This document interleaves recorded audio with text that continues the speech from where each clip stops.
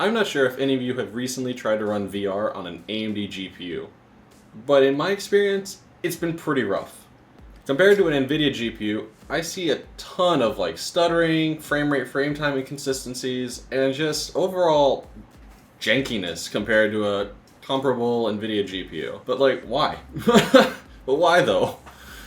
Well, it has to do with something known as asynchronous or synchronous spacewarp, asynchronous spacewarp, motion smoothing. It goes by a million different names. But this setting is typically enabled by default or set to automatic, where it'll turn itself on if it detects an issue. What it does is that if your game is dropping below the refresh rate of your headset, which is 90 Hz by default on Oculus Quest 2, 120 if you enable it, which you should, or 144 on the Index. Those are the ones I know off the top of my head. If your frame rate drops below that threshold, it starts trying to do frame doubling, where it tries to interpolate two different frames to kind of make a fake frame, so that you're not dropping below that 90 FPS nauseating number. Now, it's really hard to show this on video. You can see the graphs, you can see the numbers, but trust me, if you're wearing the headset, it feels really bad. Really, really bad, especially when it's toggling itself on and off. So either always on or always off feels, well, always off feels better, but it's the toggling on and off that feels awful. And for some reason, it's particularly rough on AMD cards. We actually had zero idea what was going on when we tried to plug in a 6900 XT, and it still felt worse than a 3070. So what we've done is we've tested it across the Valve Steam Index, Steam Valve Index, whatever, and the Quest 2. With the Quest 2, there's a few different ways to run PC VR on it. You've got the cable, which is just Oculus Link, Quest Link? Oculus Link, where you're running through a wired cable, but you need a specific special USB 3 cable to do it. I don't have one on hand. You have AirLink, which is their wireless setup, and then you have something like Virtual Desktop or ALVR. I have Virtual Desktop. I don't feel like configuring ALVR. Now, the problem with AirLink is that Oculus is really, really bad at updates. If you've used a Quest, you'll know the feeling where every other patch it feels like they break something else. Right now, it feels like AirLink is broken, and it looks like I'm playing a PS2 game, so we're not going to cover that. And besides, they have their own special frame warp, screen warp, whatever, interpolation going on, and it's a little bit harder to disable if you want to. It's different. I couldn't tell it through the PS2 graphics anyways. So if you're using the Valve Index, when you go to your Steam VR settings, you have your little Steam VR window here, you go down here and you go to settings, and you set it to show advanced settings. So right now it's set to hide, now it's set to show. If you go to video, you can go ahead and see a setting over around here that says motion smoothing. And you can turn that off, you can turn it on, and then you can also configure it on a game-by-game basis. So Gab will throw up a screenshot here showing you how to turn it on with Virtual Desktop. I can't record it. It's an overlay that you can only see on the headset. It doesn't show up on the computer. If you have a good way of recording that, please let us know. So now I'm going to go ahead and pop on the old headset and try not to break everything while showing you what happens when you turn it on versus when you turn it off. So for reference, on screen, you've got your little Steam VR settings here with, or dashboard here, and it shows the kind of the frame times here. If you start seeing it spike to yellow, it's worse than green. Orange, worse than yellow. Red, pretty bad. And pink is you take your headset off and you find a bucket. It's pretty bad. What you're really looking for here is consistency. You want to see a nice smooth line. Right now it's red because the headset's not on, but imagine that's green. That's what you want. So I'm going to go ahead and launch Blade and Sorcery, which we're going to run because one, it's probably one of our favorite games here at Coilwine, and two, it's kind of a less than optimized indie title. Now, this is going to be a demonstration of both why you want to turn it off and why you might want to actually have it forced on, depending on the game and your hardware. The biggest thing is you don't want it toggling. When it's cycling on and off, you're getting nauseous. So let's see here. Give it a second to kind of recalibrate since I alt-tabbed.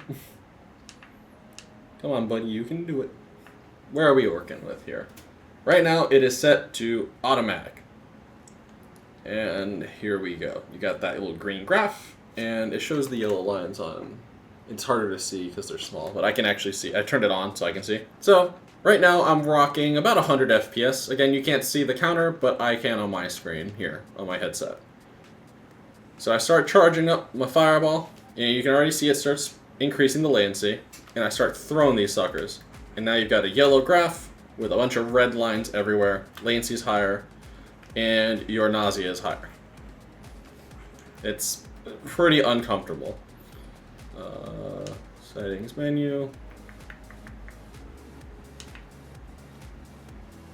Set it to always enabled. And what you're seeing here is the same picture. And you may be going, well, if it's the same always on, always off, then what's the point? The point is that when you're running around fighting, swinging, and it decides, okay, I'm on now, you go from that nice green graph to this chunky yellow graph, and then back again, and then on and off. It's even worse. And then I'll show you what it looks like disabled. And you'll see why I'm personally disabling this for this particular hardware configuration in the titles I play. Alright, so we're back to the green graph. Now I gotta charge up a fireball, and I'm gonna launch it here. If you notice, the latency does go up, and your frames do get a little chunkier, but I'm still mostly green, and the spikes are yellow and a couple of red, and they're definitely less severe and less frequent. So this feels pretty good. Again, we're back to, okay, Zax, I'll just turn it off all the time. Well, you probably shouldn't, depending on the game and your hardware. If you're playing Microsoft Flight Sim and you don't have a 4090 Ti Titan Edition in NVIDIA's secret lab, you're probably not going to be able to run Flight Sim VR maxed out at 120 FPS. If you can, please let me know what your settings are. The game runs terribly on my hardware. Doesn't matter what hardware it is. So I'm going to go ahead and simulate a tougher game by doing 2 fireballs. And you're going to see the computer start having a bad time.